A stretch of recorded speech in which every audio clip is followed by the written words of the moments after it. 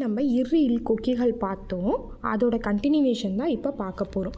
ஓகேங்களா? Per, dull, டர்ரு, dull, தர்ரு, தள்ளு. ஓகேங்களா? தர்ருன்ற ஸ்டோக்குன்னு ஊக்கு சின்னதாக இருக்கும். தள்ளுன்றதில் ஊக்கு பெருசாக இருக்கும். ஓகேங்களா? டர்ருன்றது நம்மளோட வலது வாட்டமாக யூஸ் பண்ணுவோம்.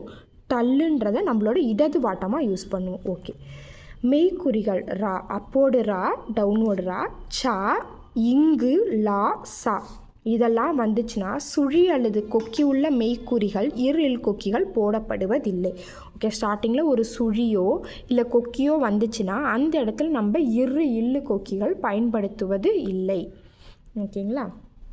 அதுக்கப்புறம் ஆற்றல், குற்றம் போன்ற வார்த்தைகளில் ஒலி ஒத்து நிற்பதால் இற்ற.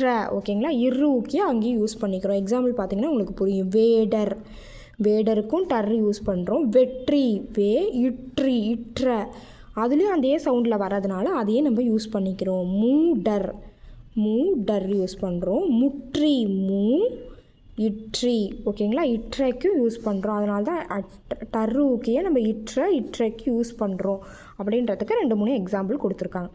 காவுக்கு இல் கொக்கி போட்டால் அது கல் என்பதையும் குறிக்கும். ஓகே. திண்டுக்கல், தி இண்டு கல், திண்டுக்கல். செங்கல், சே இங் கல். ஓகேங்களா? கல்லுனா நம்ம எப்படி போடுவோம்? கல்லூக்கு, பெரிய கல்லூக்குனா பெருசாக ஊக்கு மாதிரி போடுவோம். இப்போ கல் இல்லு இருக்குது, கா இருக்குது, அப்போனா அதுக்கும் நம்ம கல்லூக்கு யூஸ் பண்ணிக்கலாம். இந்த கல் என்பதையே பன்மை விதி கல் என்பதனை காட்ட இங்கு வராத வார்த்தைகள் எல்லாவற்றிற்கும் பயன்படுத்திக்கலாம். இங்கு வராத வார்த்தைக்கு தான் பயன்படுத்தணும். ஏன்னா இங்கு வார்த்தையில் வந்துச்சுன்னா அந்த இடத்துல நம்ம பெரிய சர்க்கிள் யூஸ் பண்ணிடுவோம். அந்த இடத்துல நம்மளால் கல்லை பயன்படுத்த வாட்டம் வராது. மாடுகள், மாடுகள். வண்டுகள், தொழிலாளர்கள். ஓகேங்களா? தொழிலாளர்கள். ஓகேங்களா? இந்த மாதிரி எல்லா இடத்துலையும் வண்டுகள், வண்டுகள்ன்றது அபோதலைன். இண்டுகள், வண்டுகள், வண்டுகள். தொழிலாளர்கள், தொழிலாளர்கள்.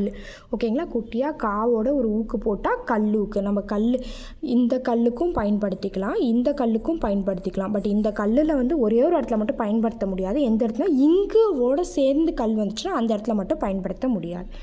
பன்மை விகுதியாக கல் பின் ஈற்று உயிர்க்குறி ஏ ஓ வந்துச்சுனாலும் நம்ம சேர்த்து எழுதிக்கலாம். மாடுகளே, மாடுகளோ, மாடுகளோ. ஓகேங்களா? ஓகே. தேங்க்யூ.